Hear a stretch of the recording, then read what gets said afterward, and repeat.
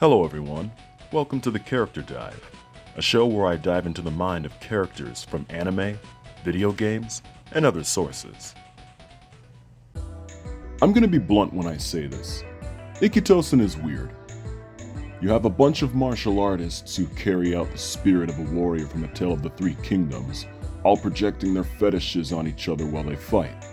You got shirts constantly ripping, countless panty shots, grown-ass men getting beaten up by chicks half their size, chicks pissing themselves, like, what's going on here?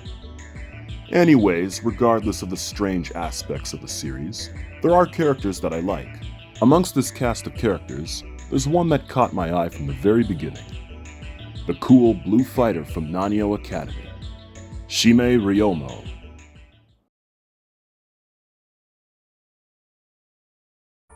Ryomou is a skilled martial artist from Nanio Academy who carries the spirit of Li Mei, one of the warriors from the Three Kingdoms. She's also a part of Nanio's elite group known as the Big Four. Ryomou has a reserved personality, keeping her thoughts and emotions to herself while focusing on the current task at hand, whatever it may be. Although it's not hard to piss her off, especially when dealing with Hakufu. Occasionally, Saji will also tease her.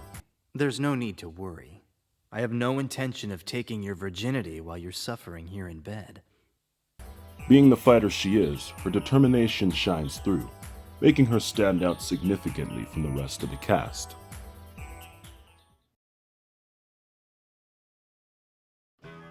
Ryomou is that cool friend who may not express herself much when around others, but she's got your back. While progressing through the story, we see that she has connections with various characters. In fact, she has more connections than the main character. At the beginning of the series, it's established that she has a strong bond with Saji and another fighter named Teifu.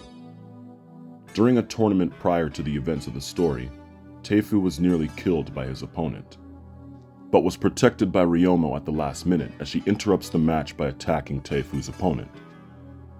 Now Saji was Ryomou's love interest. The relationship between these two is kinda unstable. They're good friends, although Saji does aggravate her from time to time. However, her interest in him would cause a rivalry between her and another character named Hosen Ryofu.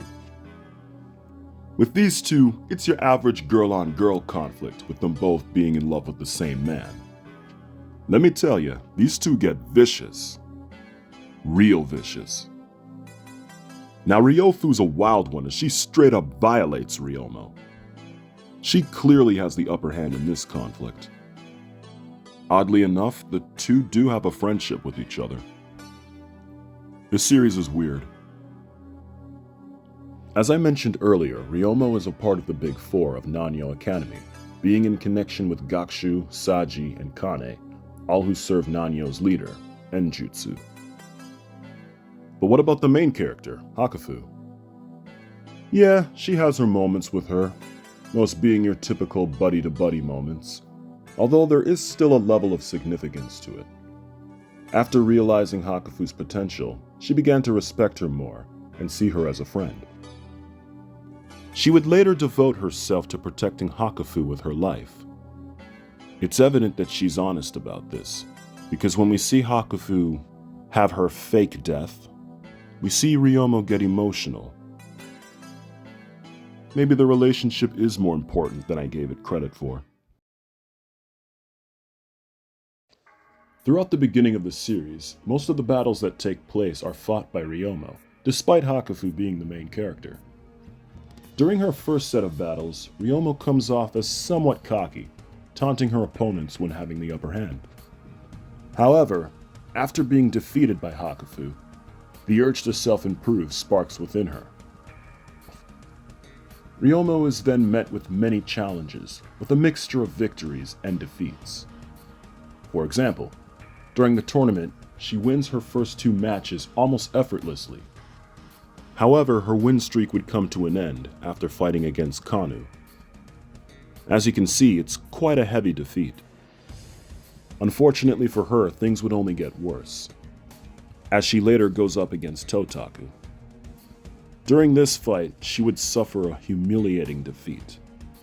This defeat would weigh heavily on her spirit, causing her to feel depressed. I'm gonna be honest with all of you, the first time I read this part in the manga, I actually felt genuinely sad for her. She had a good run, and then everything got flipped upside down. To top it off, Ryomou gets mocked by her opponents, a lot, which may add to the embarrassment. Truth be known, negativity usually outweighs the positive. It's safe to say that the main struggle she faces throughout the series is with her own failures. This isn't where it ends, though. Not at all. Ryomou did not give up. And I'm sure you wouldn't want to give up either. This would push anyone in the direction of self-improvement. She worked hard, bringing her abilities to a higher level. That's the type of characteristic I like to see in a protagonist. Now you might be thinking, David, you mean to tell me that this ecchi anime filled with sex innuendos is about self-improvement? I'd argue that it could have been, if she were the main character. But I don't even know if the series itself knows who the main character is. So if you look at all the promotional art for Ikki Tousen and the early chapters of the story, you can see that it was intended that Hakufu was the main character. As we progress, the focus starts to shift. We focus more on Kanu. But Ryomou's the one with the most character development. A lot of the focus is shifted away from Hakufu as the series progresses. Ryomou has the most development. Ryomou also protects Hakufu majority of the time. She's a part of the same elite group as Hakufu. She remains relevant throughout the entire series. So why is she not the main character? We have a main character who barely does anything, is shafted after the second season. The focus of the story is shifted towards other characters. Why is Hakufu the main character? I think Ryomou would make a better protagonist for Ikki Tousen. Her spirit, willpower, and fighting abilities is what I like most about her. Too bad she's pushed to the side. Maybe she'll get her own sub-arc. Who knows? That's a wrap for this episode. Thanks for watching. If you're new to this channel, be sure to check out some of the other episodes. By the way, you're not going to want to miss the next episode.